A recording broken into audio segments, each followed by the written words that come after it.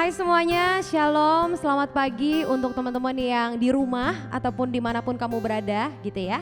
Kita mau kembali beribadah, mau memuji dan memuliakan nama Tuhan, masih dalam bentuk online service, masih dalam bentuk virtual. Tapi kita mau sama-sama menyiapkan hati, mau memberikan yang terbaik dari ibadah ini. Mari kita bersatu dalam doa. Bapa, kami bersyukur, terima kasih Tuhan untuk setiap berkat, untuk setiap kebaikan Tuhan dalam hidup kami. Terlebih lagi kami bersyukur pada hari ini kami boleh memuji dan memuliakan nama Tuhan melalui online service ini. Kiranya Tuhan yang hadir dimanapun kami berada, Tuhan yang jamah, Tuhan yang berkati kami semua. Kiranya Tuhan yang disenangkan melalui ibadah kami dan Tuhan yang ditinggikan. Kami serahkan ibadah kami ke dalam tangan-Mu Tuhan. Dalam nama Tuhan Yesus kami berdoa dan bersyukur. Amin. Sekali lagi saya mau menyapa teman-teman. Selamat pagi, Shalom. Dan teman-teman, saya mau mengajak kita memuji dan memuliakan nama Tuhan. Kita mau sama-sama bersyukur untuk setiap penyertaan Tuhan yang gak pernah habis dalam hidup kita. Semusim berlalu, namun Kau Tuhan selalu pelihara hidup kita.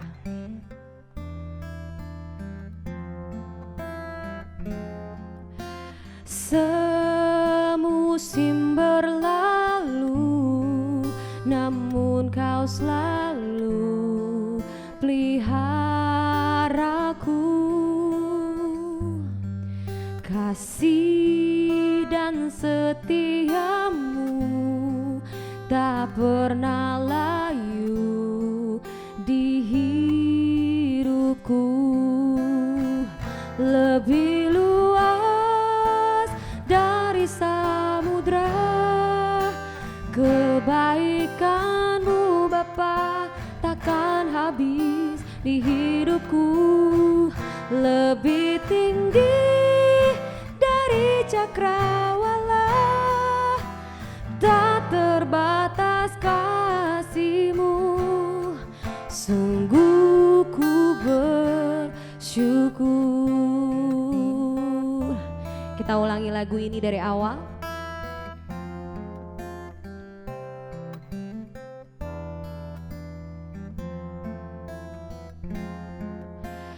Semusim berlalu, namun Kau selalu peliharaku. Kasih dan setiamu tak pernah layu di hidupku. Lebih luas dari samudra kebaikan-Mu Bapa takkan habis di hidupku. Lebih tinggi dari cakrawala, tak terbatas kasih-Mu. Sungguh ku bersyukur. Lebih luas dari samudra kebaikan-Mu Bapa takkan habis di hidupku. Lebih tinggi dari cakrawala, tak terbatas kasih-Mu. Sungguh ku bersyukur. Tak terbatas kasih-Mu. Sungguh ku bersyukur. Allah sanggup melakukan segala perkara, dulu, sekarang, dan selamanya. Kuasa-Nya tidak berubah. Allah sanggup melakukan segala perkara, dulu, sekarang, dan selamanya. Kuasa-Nya tak berubah. Mari kita bersuka cita untuk Allah yang sanggup dalam segala hal dalam hidup kita. Apa yang tak pernah dilihat mata, tak pernah didengar oleh telinga, itu yang disediakan oleh Tuhan kita. Amin. Apa yang tak pernah dilihat mata, yang tak pernah didengar telinga, yang tak pernah timbul di dalam hati, semua disediakannya bagi yang mengasihi Dia. Allah sanggup, Allah sanggup melakukan segala perkara, dulu, sekarang, dan selamanya. Kuasanya tidak berubah. Allah sanggup melakukan segala perkara, dulu, sekarang, dan selamanya. Kuasanya tak berubah.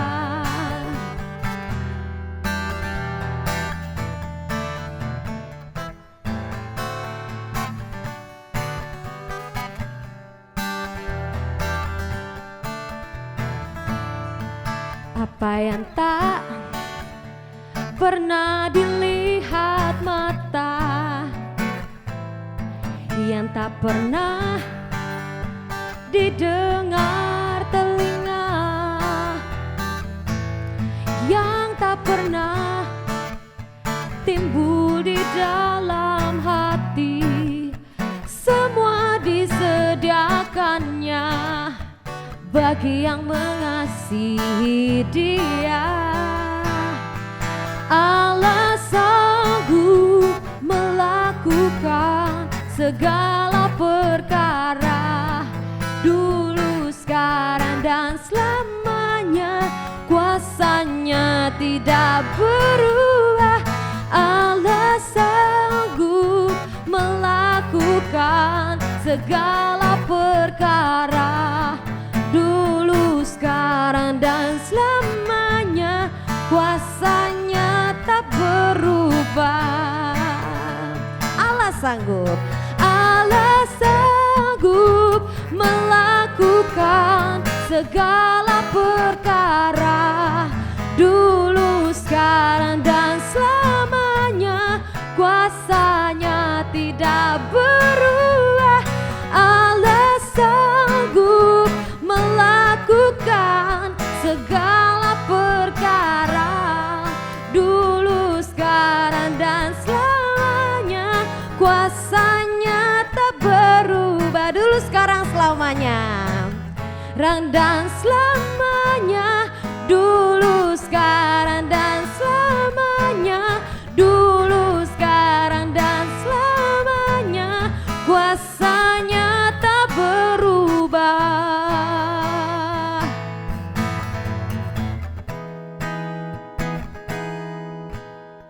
Amin, puji Tuhan.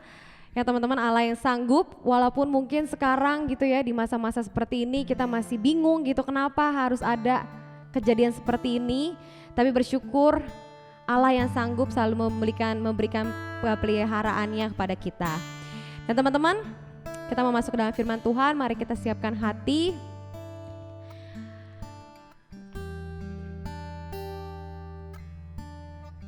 Walaupun mungkin terkadang kita tidak dapat melihat apa rencana Tuhan dalam hidup kita, tapi sungguh untuk orang-orang yang mengasihi Dia, ada rencana yang indah yang dipersiapkan untuk kita.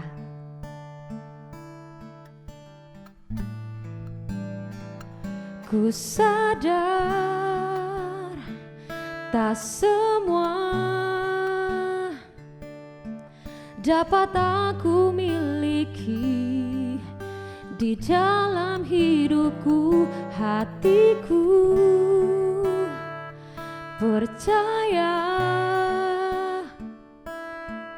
rancanganmu bagiku adalah yang terbaik. Walau ku tak dapat melihat semua rencanamu, Tuhan,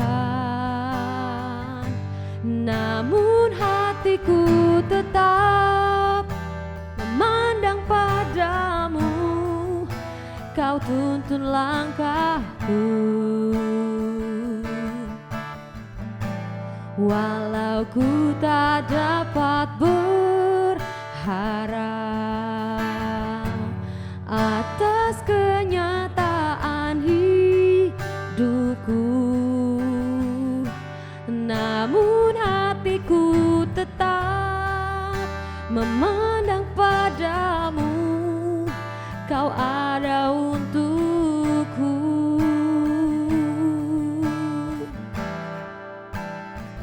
Ku sadar tak semua dapat aku miliki di dalam hidupku. Hatiku percaya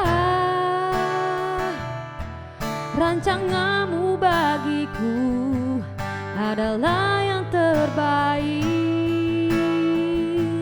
walau ku tak dapat melihat semua rencanamu Tuhan, namun hatiku tetap memandang padamu. Kau tuntun langkahku, walau ku tak dapat berharap atas kenyataan hidupku, namun hatiku tetap memandang padamu. Kau ada untukku, walau ku tak dapat melihat semua rencanamu Tuhan, namun hatiku tetap memandang padamu. Kau tuntun langkahku, walau ku tak dapat berharap atas kenyataan hidupku, namun hatiku tetap memandang padamu.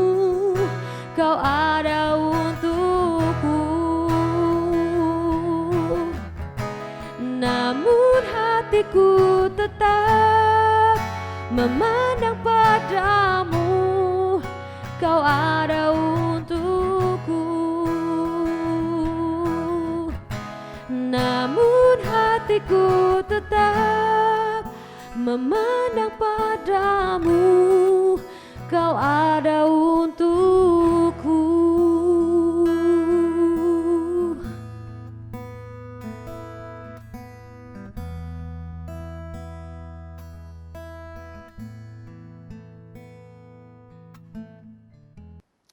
Shalom, saudara sekalian kasih Tuhan, kita bersyukur hari ini kita telah masuk ke sesi puncak dari rangkaian seri khotbah eksposisi surat Filipi yang sedang kita jalani. Dan hari ini adalah sesi yang terakhir dan merupakan sebuah rangkuman atau kesimpulan dari seluruh rangkaian eksposisi kita yang kita jalankan. Nah, hari ini dengan tema I can do all things through Christ, ya, yang akan diambil dari Filipi pasal yang keempat, ayat yang ke-10 sampai ayat yang ke-20. Saya akan bacakan terlebih dahulu bagi kita sekalian.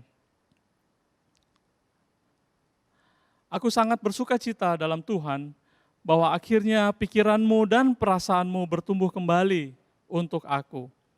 Memang selalu ada perhatianmu, tetapi tidak ada kesempatan bagimu. Kukatakan ini bukanlah karena kekurangan, sebab aku telah belajar mencukupkan diri dalam segala keadaan. Aku tahu apa itu kekurangan dan aku tahu apa itu kelimpahan. Dalam segala hal dan dalam segala perkara, tidak ada sesuatu yang merupakan rahasia bagiku, baik dalam hal kenyang maupun dalam hal kelaparan, baik dalam hal kelimpahan maupun dalam hal kekurangan. Segala perkara dapat kutanggung di dalam Dia yang memberi kekuatan kepadaku. Namun baik juga perbuatanmu bahwa kamu telah mengambil bagian dalam kesusahanku. Kamu sendiri tahu juga, hai orang-orang Filipi, pada waktu aku baru mulai mengabarkan Injil, ketika aku berangkat dari Makedonia, tidak ada satu jemaat pun yang mengadakan perhitungan hutang dan piutang karena aku selain daripada kamu. Karena di Tesalonika pun kamu telah 1-2 kali mengirimkan bantuan kepadaku. Tetapi yang kuutamakan bukanlah pemberian itu, melainkan buahnya yang makin memperbesar keuntunganmu. Kini aku telah menerima semua yang perlu daripadamu, malahan lebih daripada itu, aku berkelimpahan. Karena aku telah menerima kirimanmu dari Epafroditus, suatu persembahan yang harum, suatu korban yang disukai Allah dan yang berkenan kepada Allah. Allahku akan memenuhi segala keperluanmu menurut kekayaannya dan kemuliaannya dalam Kristus Yesus. Dimuliakanlah Allah dan Bapa kita selama-lamanya. Amin. Sebelum kita lebih jauh merenungkan bagian firman Tuhan ini, saudara, mari kita kembali bersatu di dalam doa. Ya Tuhan, pada saat ini kami rindu untuk mengenal Engkau lebih dalam lagi melalui perenungan, pembacaan firman, bahkan penggalian firman. Kiranya Tuhan, Engkau memberkati kami, walaupun kami di rumah kami masing-masing atau dimanapun berada, Roh-Mu yang kudus mempersatukan kami, dan Roh-Mu yang kudus akan memimpin pikiran dan hati kami untuk kami boleh mengerti kebenaran firman Tuhan. Kami bersyukur dan berdoa di dalam nama Tuhan Yesus. Amin. Saudara sekalian kasih Tuhan, seperti yang kita ketahui bersama bahwa tujuan dari penulisan surat Filipi ada 2 hal, yaitu sebagai ucapan syukur, sebagai surat ucapan syukur atau surat berterima kasih Rasul Paulus kepada jemaat di Filipi, dan yang kedua adalah penggembalaan Rasul Paulus untuk menguatkan iman kerohanian jemaat di Filipi yang pada saat itu, saudara, sebagai jemaat mula-mula mereka hidup di dalam tekanan dan hidup di dalam intimidasi, baik dari saudara mereka sendiri, orang-orang Yahudi, dan juga tekanan dari pemerintah Romawi pada saat itu. Sehingga saudara perlu bagi Paulus untuk mengembalakan mereka, untuk memperkuat iman kerohanian mereka. Dan dalam perikop yang tadi sudah dibacakan, saudara, ini adalah sebuah perikop kesimpulan akhir yang dia mengulang ucapan terima kasihnya kembali kepada jemaat di Filipi. Dan dari sini kita bisa melihat bagaimana sikap Paulus terhadap pemberian atau perhatian daripada jemaat di Filipi, dan bagaimana melaluinya Paulus ingin juga mengajarkan sesuatu hal yang penting bagi jemaat di Filipi. Dan juga niscaya diharapkan juga dari pembelajaran ini kita juga boleh mengetahui apa yang Tuhan ingin kita lakukan pada saat-saat sekarang ini. Ya saudara, kita akan mulai dari ayat yang ke-10. Dikatakan, aku sangat bersuka cita dalam Tuhan bahwa akhirnya pikiranmu dan perasaanmu bertumbuh kembali untuk aku. Memang selalu ada perhatianmu, tetapi tidak ada kesempatan bagimu. Nah saudara sekalian dikasih Tuhan, ayat yang ke-10 ini merupakan ayat kunci. Jadi saya akan membahas satu perikop ini dari ayat yang ke-10 sampai 20, tetapi dilihat dari perspektif ayat yang ke-10 ini, saudara. Ya, jadi ini merupakan ayat kunci, dan di dalam ayat kunci ini kita akan menemukan kata-kata kuncinya. Ya, saudara, sudah saya berikan garis bawah di sana. Kata kunci yang pertama adalah dalam Tuhan. Kata kunci yang kedua adalah selalu ada perhatianmu, dan kata kunci yang ketiga adalah tidak ada kesempatan bagimu. Nah saudara, tetapi saya akan mencoba membahasnya terlebih dahulu dari kata selalu ada perhatianmu. Ya, Saudara bisa perhatikan dari yang sudah slide yang sudah saya persiapkan. Saudara, kalau kita melihat Paulus kembali menegaskan ya, bahwa jemaat di Filipi adalah jemaat yang patut untuk dipuji, yang layak untuk dipuji. Karena apa, saudara? Karena jemaat di Filipi adalah jemaat yang punya hati, punya perhatian untuk pengabaran Injil, untuk penyebaran Injil Tuhan agar dapat disebarluaskan, khususnya melalui pelayanan dari Rasul Paulus. Itu sebabnya Rasul Paulus memuji jemaat di Filipi ini, saudara. Kita lihat di ayat yang ke-14 sampai ayat yang ke-16. Di sana dikatakan, namun baik juga perbuatanmu, bahwa kamu telah mengambil bagian dalam kesusahanku. Kamu sendiri tahu juga, hai orang-orang Filipi, pada waktu aku baru mulai mengabarkan Injil, ketika aku berangkat dari Makedonia, tidak ada satu jemaat pun yang mengadakan perhitungan hutang dan piutang dengan aku, selain daripada kamu. Ya, karena di Tesalonika pun kamu telah 1-2 kali mengirimkan bantuan kepadaku. Jadi saudara, Paulus memuji jemaat di Filipi ini. Karena apa, saudara? Karena ini satu-satunya jemaat dikatakan yang memikirkan budgeting, ya, keperluan, ongkos, segala biaya-biaya yang diperlukan oleh Rasul Paulus untuk melanjutkan perjalanan misi ini. Saudara, seperti diketahui, Paulus berkeliling untuk mengabarkan Injil, ya, terus terang hanya mengandalkan iman dan belas kasihan daripada Tuhan saja. Ya. Jadi Paulus bukan orang kaya, Paulus bukan pengusaha sukses, tapi dia self-sufficient, mencoba mencukupkan diri dalam pekerjaan Tuhan melalui perjalanan misinya, saudara. Nah, itu sebabnya ketika jemaat di Filipi tahu bahwa ada kebutuhan Paulus, maka jemaat ini memberikan dukungan. Jadi pada waktu sejak dia mengembalakan, memulai jemaat di Filipi, dia terus melanjutkan perjalanan misinya, saudara. Dia kemudian pergi ke Tesalonika, ya, dan di Tesalonika, pada saat mau berangkat ke Tesalonika, mereka sudah memberikan bantuan. Dan pada saat di Tesalonika pun mereka terus mengirimkan bantuan kepada Paulus, saudara. Dan setelah dari Tesalonika, perjalanan misi terus lanjut ke arah selatan, saudara, ke arah Korintus, dan sampai di Korintus pun, saudara, dikatakan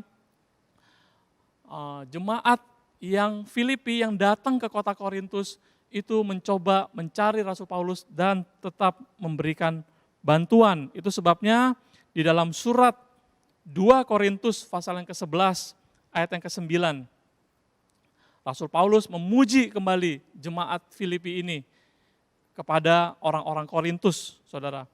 Ya, dikatakan di situ, ketika aku dalam kekurangan di tengah-tengah kamu, aku tidak menyusahkan seorang pun, sebab apa yang kurang daripadaku dicukupkan oleh saudara-saudara yang datang dari Makedonia.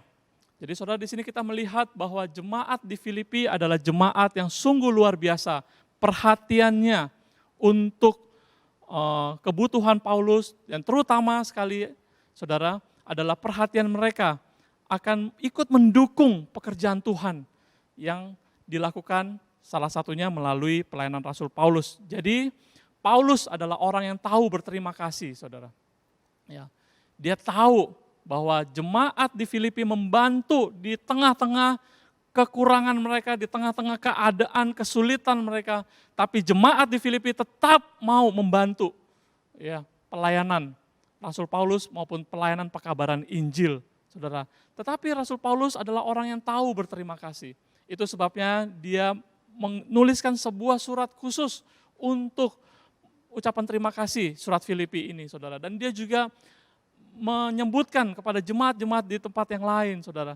Dia memuji-muji pertumbuhan iman jemaat di Filipi dan juga bagaimana hati mereka untuk terus mendukung, ya, pelayanan pekabaran Injil ini. Paulus orang yang tahu berterima kasih. Nah, jemaat di Filipi juga merupakan jemaat yang tahu berterima kasih, saudara. Kenapa? Pertanyaannya, jemaat di Filipi mau sampai rela untuk mengeluarkan apa yang mereka punya, baik itu secara finansial maupun secara segala macam bantuan, ya termasuk mengirimkan Epafroditus kepada Paulus di penjara dan bantuan-bantuan dalam bentuk yang lain. Kenapa mereka mau melakukan hal itu, saudara? Karena jawabannya adalah jemaat di Filipi juga adalah jemaat yang tahu berterima kasih. Mereka bersyukur atas pelayanan Rasul Paulus, yang karena kedatangan Rasul Paulus ke Makedonia, mereka boleh mengenal Tuhan. Mereka boleh tahu bahwa ada juru selamat yang akan mengampuni dosa mereka dan menyelamatkan mereka, bahkan memberikan hidup yang kekal bagi mereka. Mereka merasa ini adalah sesuatu yang sangat berharga di dalam kehidupan mereka. Sehingga rasa ucapan syukur karena pelayanan Paulus inilah, mereka kemudian mengambil sebuah tindakan respon yang nyata. Mereka memberikan bantuan kepada Paulus. Jadi tindakan memberikan perhatian dan memberikan bantuan, saudara, itu adalah ungkapan syukur jemaat di Filipi juga atas berkat yang mereka telah terima dari Tuhan. Saudara sekalian dikasih Tuhan, dari ayat-ayat ini kemudian kita mendapatkan satu poin yang penting bagi kita, ialah poin yang pertama, in all things give thanks. In all thanks give thanks. Ya, ini ada sebuah statement yang pernah saya dengar dari salah seorang pendeta. Ya, di dalam segala sesuatu kita mengucap syukur kepada Tuhan. Tetapi tidak titik sampai di situ. Di dalam setiap ucapan syukur kita, mari kita berbuat sesuatu yang nyata. In all things give thanks. In all thanks give thanks, saudara. Jadi kita belajar, kita juga harus menjadi orang-orang yang tahu berterima kasih. Kita harus menjadi orang-orang yang tahu bersyukur, saudara. Dalam segala keadaan, ya. Tahu berterima kasih adalah tanda kedewasaan rohani, saudara. Ya.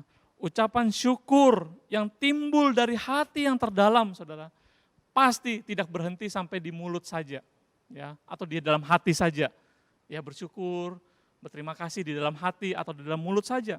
Tetapi saya yakin pasti membuahkan sebuah respon tindakan yang nyata. Kenapa Rasul Paulus begitu menggebu-gebu berkeliling mengabarkan Injil? Karena itu adalah respon dari ucapan terima kasih, rasa terima kasih, tahu berterima kasih kepada Tuhan yang telah beranugerah kepada dia. Dia yang orang yang harusnya binasa karena dia penganiaya orang Kristen. Tetapi Tuhan berbelas kasihan, malah Tuhan mau pakai dia menjadi alat kemuliaan Tuhan. Dia berterima kasih dan ucapan terima kasihnya itu, saudara, bukan sekedar ada di dalam hati dia, di dalam mulut dia, tapi membuahkan tindakan yang nyata. Dia persembahkan semua hidupnya untuk melayani Tuhan.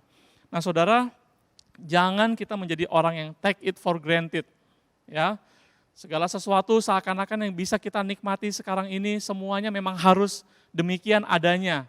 Ya, kalau kita masih bisa punya tempat tinggal, kita masih tinggal sama orang tua, ya setiap hari kita masih bisa makan 2-3 kali sehari, ya saudara, pakaian saudara bisa dicuci, ya saudara, kita merasa seakan-akan itu semua harus terjadi begitu saja. Ya. Tapi kita harus menjadi orang-orang yang bersyukur, saudara. Kita harus menjadi orang yang tahu berterima kasih, walaupun dalam kondisi yang sulit pada saat-saat seperti ini. Masih banyak saya percaya hal-hal di mana kita harus tetap berterima kasih. Kalau masih ada orang tua kita harus berterima kasih akan keberadaan mereka. Jangan kita take it for granted, seakan-akan itu harus seperti itu. Ya, saudara harus bersyukur untuk segala sesuatu yang masih ada. Ya, saya menemukan, saudara, di kalangan anak-anak muda, generasi muda terutama, ya, rasa tahu berterima kasih itu sudah mulai luntur. Ya. Jangankan menjadi tindakan yang nyata, kadang-kadang di dalam ucapan saja atas kebaikan orang, atas sesuatu yang sudah diterimanya, itu tidak muncul juga dalam mulutnya.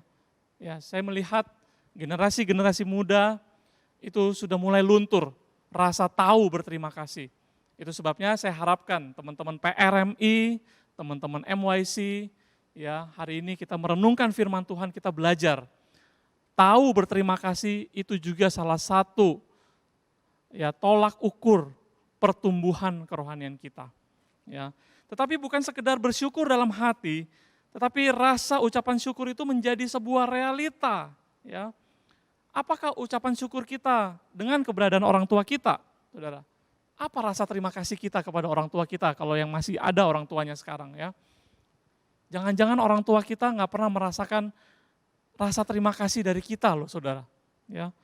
Apa ungkapan rasa syukur kita kepada Tuhan yang telah memelihara kita, memberikan kesehatan, menjaga kita sampai saat ini masih bisa hidup bernapas, saudara? Apa kira-kira rasa ucapan syukur kita kepada Tuhan? Mari kita gumulkan, saudara, biar ucapan syukur ini bukan sekedar di dalam hati kita, di dalam pikiran kita, atau sekedar di dalam mulut kita saja.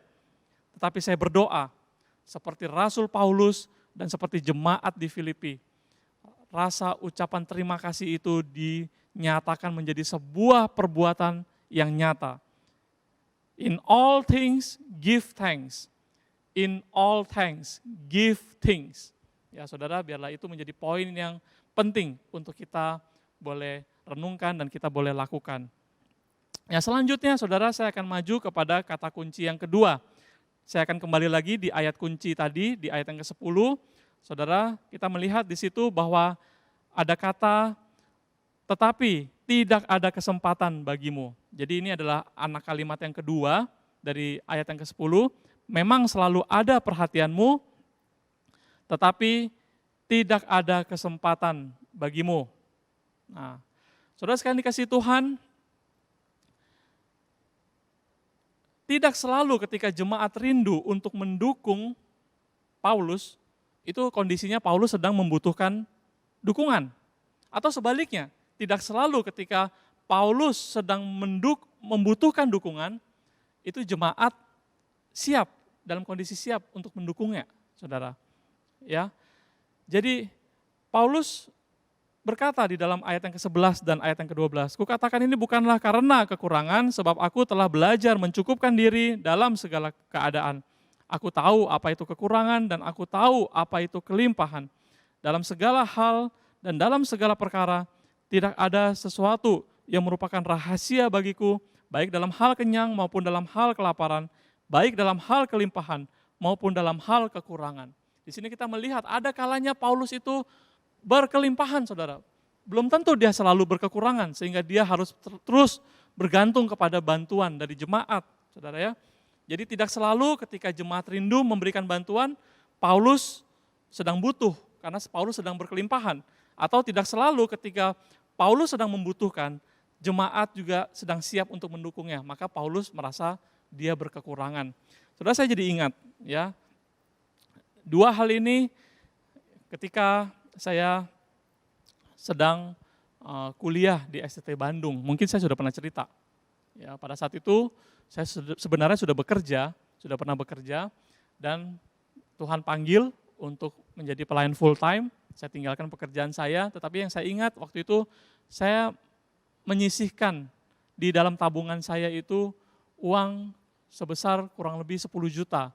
Dengan maksud supaya waktu saya kuliah di STT Bandung, kalau saya butuh untuk uang saku atau saya butuh untuk keperluan ini dan itu, saya punya pegangan. Ya. Nah, ketika sudah berjalan 1 tahun, saudara, itu, dan suatu ketika harus ada acara retreat kalau nggak salah, dan saya harus membayar uang keikutsertaan retreat, yang kalau nggak salah besarnya hanya 100.000. Ya. Saya kemudian jalan ke ATM, dan saya menarik uang, bahkan untuk 100.000 saja pada saat itu, ATM itu minta maaf, saudara ya, dikatakan, maaf, saldo Anda kurang mencukupi, tidak mencukupi lagi. Waduh, sudah habis duit saya, saudara. Padahal saya harus bayar karena besokannya kita akan berangkat retreat, ya, mahasiswa-mahasiswi STT Bandung. Waduh, waktu itu saya sudah tidak ada uang. Saya tarik kembali kartu ATM saya keluar dari ATM itu, pas saya balik, ada anak kecil, saudara, di depan saya berkata, Om, minta uang, Om, minta uang. Saya bilang sama anak kecil ini, saya aja nggak ada uang, saya aja juga mau minta uang ini. Ya. Di situ pertama kali, saudara, dalam hidup saya merasakan bahwa, wow, saya udah mentok, nggak ada uang. sama sekali lagi. ATM-nya sudah habis, saudara. Ya. Nah, timing saya kekurangan, tetapi tidak ada yang menolong. Maksudnya pada saat itu tidak ada seakan-akan siapa yang mau menolong saya begitu. Nah, sebaliknya saudara, saya juga pernah merasakan bagaimana itu ada timing-timing di mana saya berkelimpahan. Soalnya suatu ketika kami makan di sebuah restoran, ya, sebuah tempat makan lah ya, bukan restoran. Saya dengan keluarga saya, ya. Ketika makan, saudara, ada jemaat ternyata juga sedang makan di tempat makan itu, ya. Dia duduk di meja kira-kira di sebelah kanan saya, tetapi jarak 2 meja di sana, ya. Kami menegur sapa dan kami pun mulai makan. Jemaat itu datang terlebih dahulu. Nah, tentu karena dia datang terlebih dahulu, dia selesai terlebih dahulu. Dan setelah dia pergi ternyata dia katakan, sudah dibayar, ya sudah dibayarkan semua makanan kami. Ya kita sangat berterima kasih, kita bersyukur. Wah terima kasih. Nah setelah jemaat ini pergi saudara, anehnya dan ajaibnya ternyata masuk lagi orang yang juga adalah jemaat juga. Duduk di tempat yang sama di situ, tapi jemaat yang lain saudara. Yang mungkin mereka di antara mereka juga tidak saling kenal. Ya. Dan mereka menyadari bahwa kami juga ada di situ, jadi kita juga menegur sapa lagi. Ya. Nah, karena di jemaat yang baru ini datang belakangan, kami selesai. Nah, setelah kami kira-kira sudah mau berdiri, jemaat yang baru datang kemudian ini saudara menghampiri kasir dan dia juga mau terbeban untuk membayar makanan yang kami santap pada saat itu. Tetapi waktu itu kasir mengatakan sudah meja yang diduduki itu yang mau dibayar sudah dibayar tadi. Nah jadi jemaat yang kedua ini kemudian saudara dia pengen banget untuk menjadi berkat, untuk memberi perhatian kepada kami. Tetapi pada saat itu kami dalam posisi berkelimpahan, kami sudah dibayar oleh jemaat sebelumnya. Saudara sekalian dikasihi Tuhan, inilah yang dimaksudkan oleh Paulus ketika dikatakan memang selalu ada perhatianmu, tetapi tidak ada kesempatan bagimu atau tidak selalu ada kesempatan bagimu untuk mendukung ya timing atau kesempatan itu tidak selalu ada. Ya. Saudara sekalian dikasihi Tuhan, Paulus tidak hanyut dalam dukungan jemaat. Paulus bukan orang yang menggantungkan diri. Dia tahu nih ada jemaat yang baik hati, jemaat Filipi yang terus mendukung. Sebenarnya dia tinggal buka nota saja, tinggal buka bon aja. Apalagi kebutuhan dia kirimkan bon aja ya kepada jemaat di Filipi. Dia tahu jemaat ini akan selalu bersuka cita dalam membantu. Tetapi bukan itu, saudara. Paulus mengatakan, bukan karena aku kekurangan, sebab aku belajar mencukupkan diri dan tidak pernah mau bergantung dari bantuan jemaat. Tidak selalu jemaat Filipi mau membantu dia terima, saudara. Khususnya kalau kita mendalami, saudara, ketika Rasul Paulus sampai melayani di kota Korintus, sebuah kota besar. Ya, kota Korintus, kota metropolitan.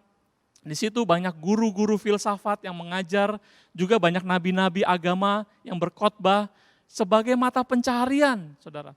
Jadi banyak guru-guru filsafat mengajar sebagai mata pencaharian. Setelah mengajar, dia minta dibayar. Begitu juga dengan nabi-nabi agama-agama kepercayaan di kota Korintus, saudara. Mereka berkhotbah, setelah berkhotbah minta dibayar. Nah itu sebabnya ketika Paulus di Korintus, Paulus mengatakan, Paulus ingin membuktikan kepada orang-orang di Korintus bahwa dia bukanlah orang yang bermata pencarian, mengajar dan berkhotbah. Jadi melalui pengajarannya dan melalui khotbahnya, dia minta dibayar. Itu sebabnya selama di Korintus, dia tidak mau menerima bayaran atas khotbah-khotbah dia. Karena dia tahu ketika dia berkhotbah, dia khotbahkan Injil keselamatan yang datang dari Tuhan. Dan itu semuanya adalah gratis, cuma-cuma, tidak usah dibayar. Tetapi konsekuensinya saudara, ketika dia tidak mau menerima bayaran, dia bergumul dengan kebutuhan hidup dia sehari-hari. Itu sebabnya Kisah Rasul pasal yang ke-18 ayat yang ketiga, dikatakan bahwa selama Paulus itu di Korintus, Paulus pun bekerja, saudara bayangkan. Dia harus bekerja, selain berkhotbah, mengabarkan Injil, dia menjadi tukang kemah. dia bekerja supaya dia bisa makan. Dan karena itu menjadi konsekuensi dia tidak menerima honor atau bantuan dari orang-orang di Korintus. Ya, soalnya sekalian dikasih Tuhan, itulah sebabnya Paulus berkata di dalam 2 Tesalonika 3 ayat yang ke-10, orang Kristen jangan malas. Jika seorang tidak mau bekerja, jangan ia makan. Ya, saudara, ini sikap Paulus terhadap bantuan dari jemaat, saudara. Saudara bayangkan. Jadi sebetulnya dia bisa aja ya fokus kepada pelayanan, dia terus bergantung hidupnya kepada bantuan Filipi, jemaat di Filipi, tetapi dia katakan enggak, tidak selalu ada kesempatan bagimu. Karena seringkali saya berkelimpahan, seringkali saya berkekurangan, tapi kata kunci di bagian ini adalah bagaimana aku telah belajar mencukupkan diri dalam segala keadaan. Itu ada di ayat yang ke-11. Paulus belajar mencukupkan diri dari segala keadaan. Dan di ayat yang ke-12 ada satu kata, ya saudara, dalam segala hal dan dalam segala perkara, tidak ada sesuatu yang merupakan rahasia bagiku. Kalimat ini lebih baik diterjemahkan seperti ini, saudara ya. Dalam segala kejadian, pengalaman-pengalaman hidup ini, saya telah menemukan sebuah rahasia, yaitu apa? Yaitu hidup belajar mencukupkan diri. Ya, saudara, ada filsuf dari Yunani bernama Stoa, saudara. Dia berkata begini, orang tidak akan pernah bahagia kalau dia menggantungkan rasa bahagianya itu kepada faktor-faktor eksternal seperti situasi, kondisi, ya, lingkungan, keadaan, ya. Kalau kita mendapat sesuatu, kalau kita diperlakukan baik, yaitu faktor-faktor eksternal. Ya, kalau keadaannya baik, itu kita sukacita, bahagia. Nah, kalau orang yang menggantungkan diri kepada faktor-faktor eksternal, dipastikan orang ini tidak akan pernah merasa bahagia, saudara. Nah, filsafat Stoa ini juga berkata orang yang paling berbahagia adalah orang yang dapat mengendalikan internal dirinya dengan sedemikian rupa. Sehingga sukacita dia tidak dikendalikan oleh faktor-faktor eksternal itu. Tetapi dia bisa mengendalikan diri, mencukupkan diri dari segala ketamakan atau keinginan material, hal-hal yang bersifat materi. Nah saudara, dari sini kita menemukan bahwa poin yang kedua, ya, yang kita dapat dari penggalian perikop ini adalah enough is enough. Cukup adalah cukup. Ya. Saudara, kapankah cukup itu cukup? Ya. Kapan cukup itu menjadi sebuah cukup? Saudara mungkin yang lagi asik makan kacang, ya. Saudara pernah makan kacang atau makan coklat, ya, sekali makan, atau makanan-makanan snack gitu ya saudara ya, asik. Kalau kita makan, kadang-kadang kita udah mau mengatakan cukup, tapi makin makan makin nagih, makin makan makin nagih, saudara. Ya. Kapankah cukup itu menjadi sebuah cukup? Dunia kita tinggal pada saat ini, saudara, dunia modern ini telah membentuk kita sedemikian rupa, mengajarkan kita bahwa selalu ada yang kurang di dalam hidup ini. Maka keberhasilan ditandai dengan penambahan, pembaharuan. Ya. Itu sebabnya setiap hari, setiap bulan ada yang baru lagi. Dan kita harus bekerja untuk kita boleh menambahkan lagi pendapatan kita. Ya, selalu harus ada peningkatan seperti ini.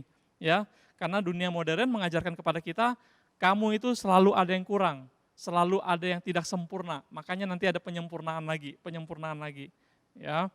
Nah, maka sekali kita mengalami situasi eksternal yang kurang menyenangkan, kurang menguntungkan seperti di situasi pandemi sekarang ini, saudara, ya, kita harus belajar di rumah, kita harus bekerja di rumah, kita tidak bisa ketemu dengan teman-teman, kumpul-kumpul, hangout, ya, nongkrong, kita nggak bisa lagi jalan-jalan, mungkin pendapatan juga berkurang, ya.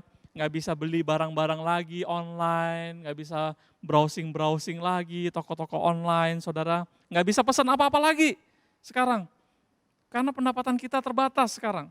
Ya, juga nggak bisa jajan-jajan lagi melalui jajanan online, saudara. Dan karena situasi seperti ini, kita menjadi kehilangan sukacita, kehilangan kebahagiaan. Ya, saya harap di dalam situasi seperti ini, enough is enough. Kita sebagai anak-anak muda, ini merupakan saat terbaik saudara dan saya belajar satu hal yang sangat berharga, yaitu apa? Belajar mencukupkan diri dari dalam segala hal. Ya, kita belajar bahwa sukacita itu tidak melulu harus berasal dari faktor eksternal. Ya, tetapi kita belajar bahwa sukacita dikendalikan dari dalam hati kita. Bukan mengandalkan diri kita sendiri seperti filsafat Stoa, saudara ya. Tetapi di dalam pertolongan Roh Kudus yang menguatkan kita. Ya, kita tidak selalu harus bergantung pada bantuan orang lain. Kita harus bisa belajar mencukupkan diri. Kita harus berdamai dengan keadaan. Enough is enough. Ya, di situ adalah poin yang kedua. Nah, itu sebabnya di dalam ayat yang ke-16, Paulus berkata kan,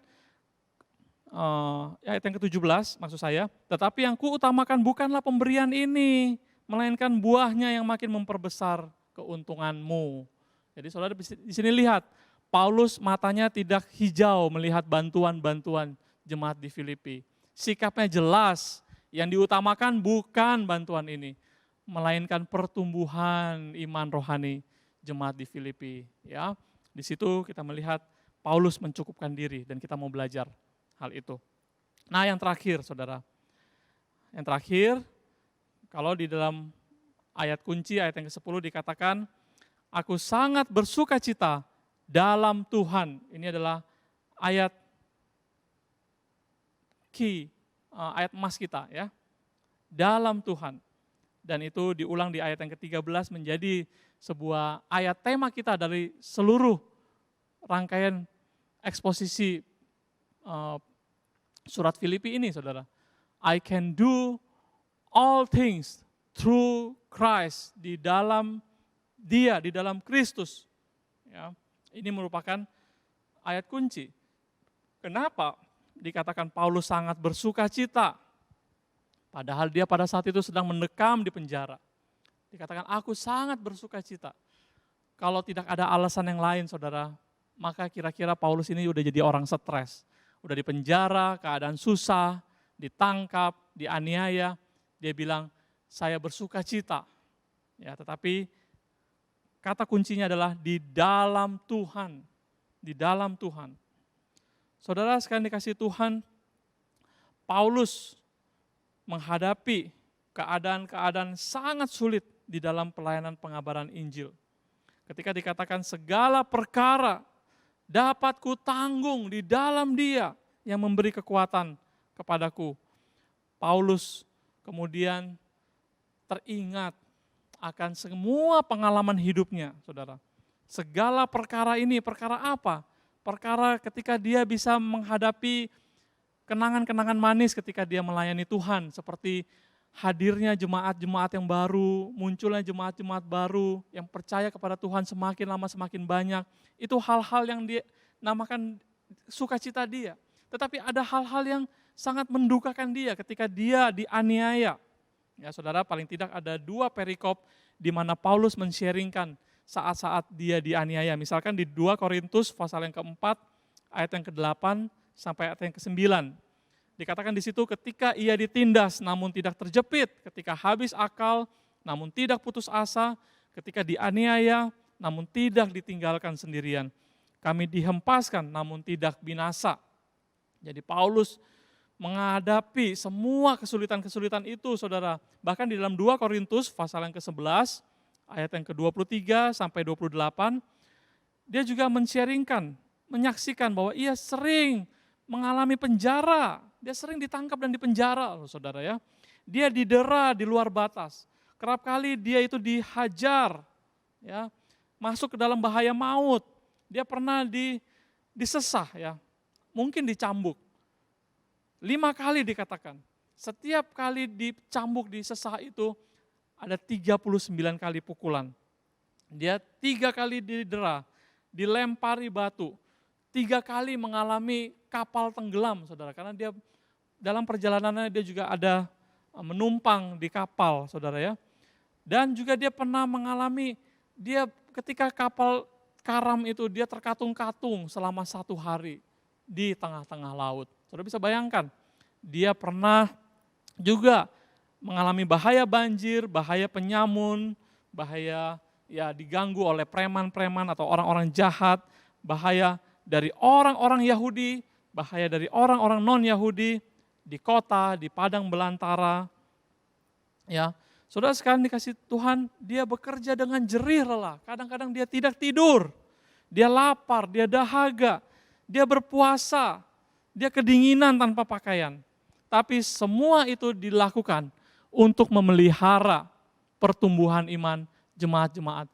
Itu semua dilakukan untuk terus mengabarkan Injil lagi. Supaya pekerjaan pengabaran Injil boleh terus diperluaskan.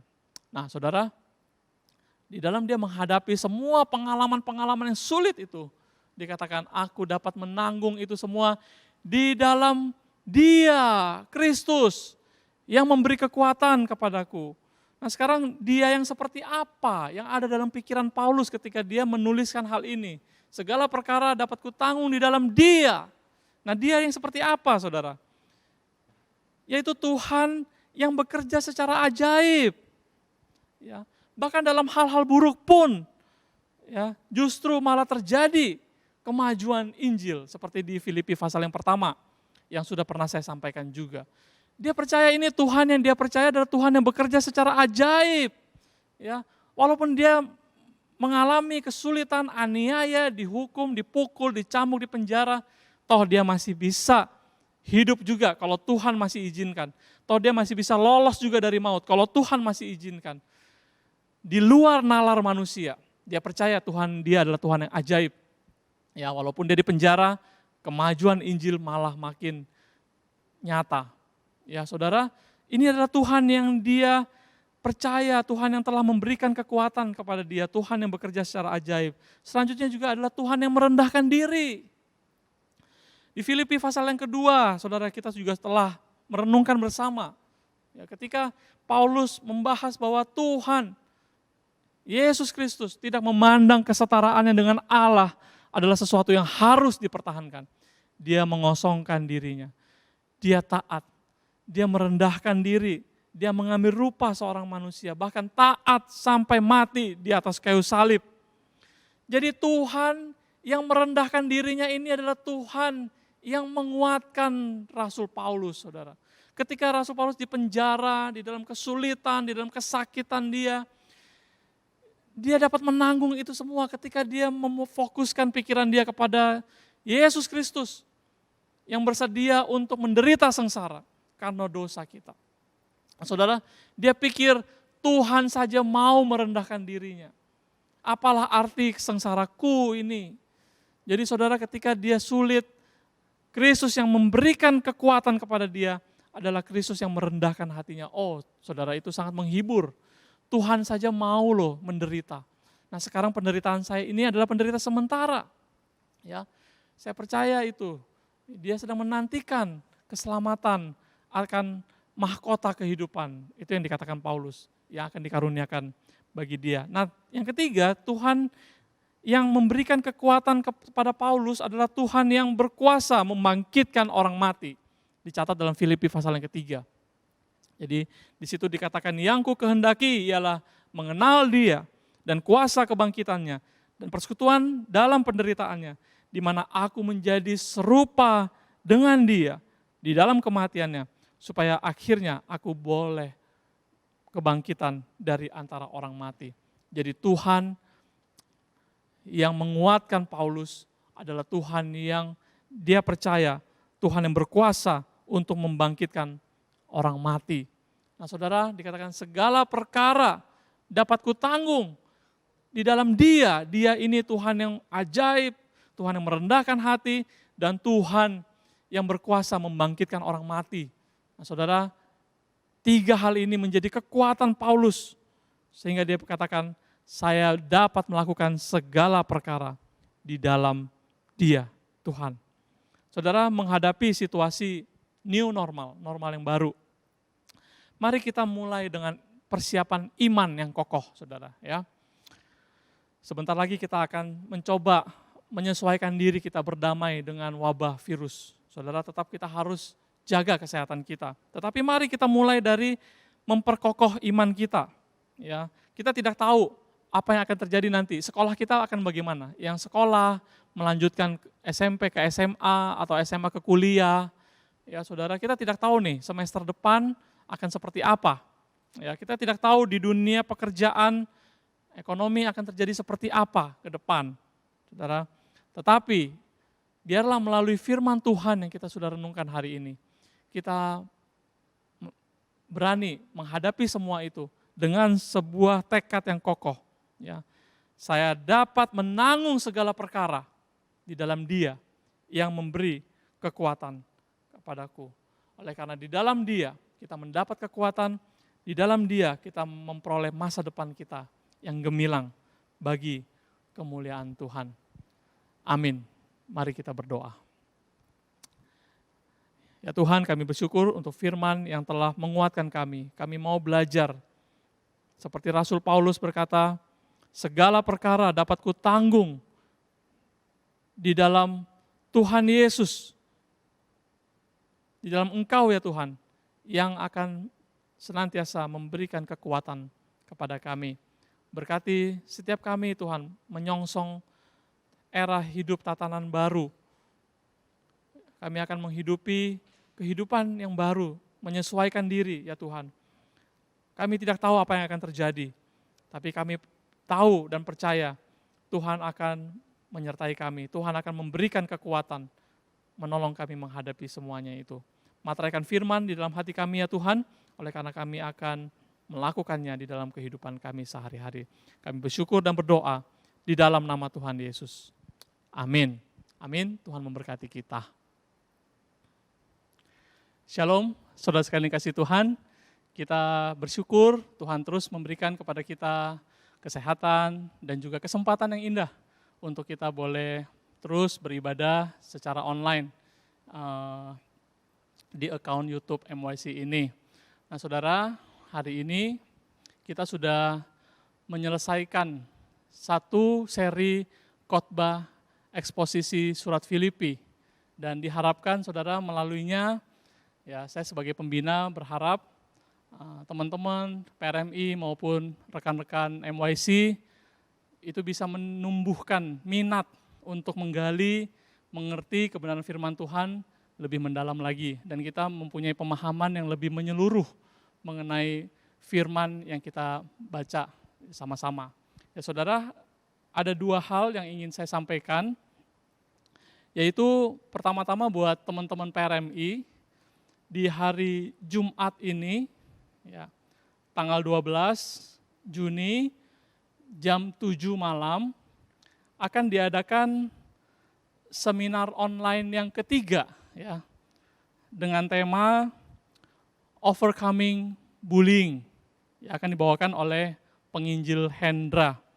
Saudara, ini merupakan yang ketiga, yang pertama dan kedua sudah kita lalui, dan diharapkan teman-teman PRMI yang belum ikut atau yang sudah ikut juga diajak untuk mengikuti seminar ini yang dengan tema yang sangat menarik. Ini khusus buat teman-teman remaja, ya.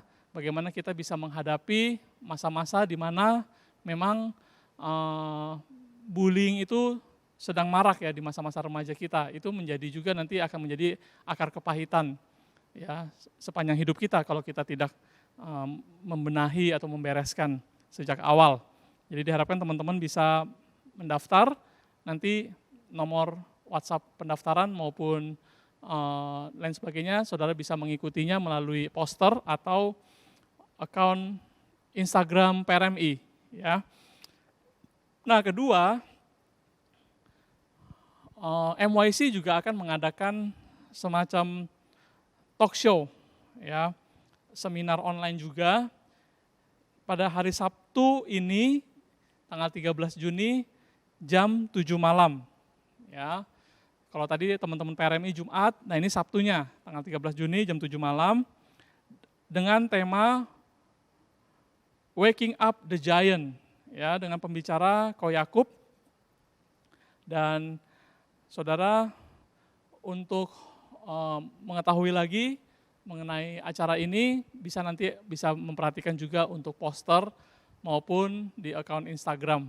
Diharapkan teman-teman muda-mudi atau MYC bisa mempersiapkan the new normal, ya, kita akan beraktivitas lagi, dan bagaimana kita ada kiat-kiat atau hal-hal yang bisa menjadi masukan-masukan buat kita, ya, diskusi yang menarik untuk kita mempersiapkan diri menghadapi pola hidup, tatanan hidup yang baru, ya.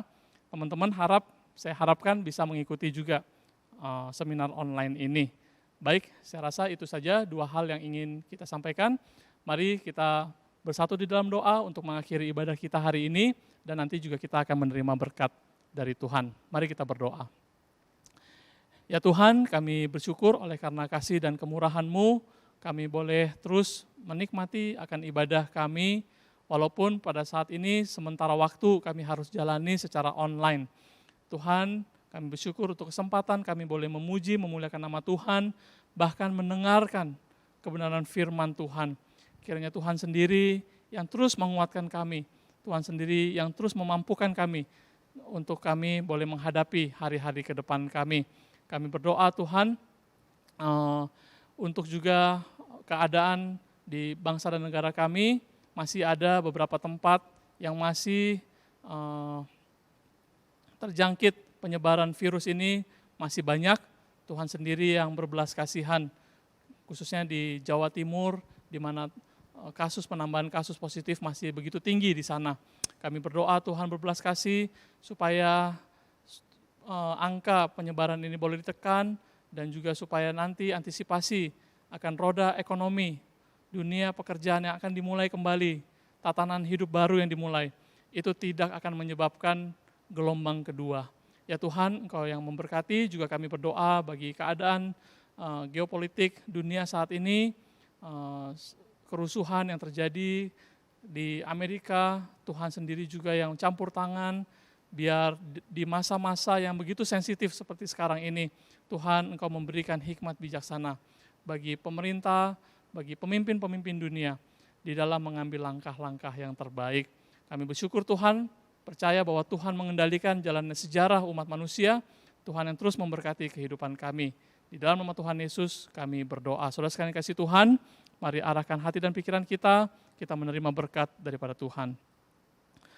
Bahwa sesungguhnya Tuhan sedang memberkati engkau, Tuhan memberkati dan melindungi engkau, Tuhan menyinari wajahnya kepadamu dan memberi engkau kasih karunia, Tuhan menghadapkan wajahnya kepadamu dan memberi engkau damai sejahtera. Mulai daripada hari ini sampai kedatangannya yang kedua kali, bahkan sampai kekal selama-lamanya. Amin. Amin. Tuhan memberkati kita.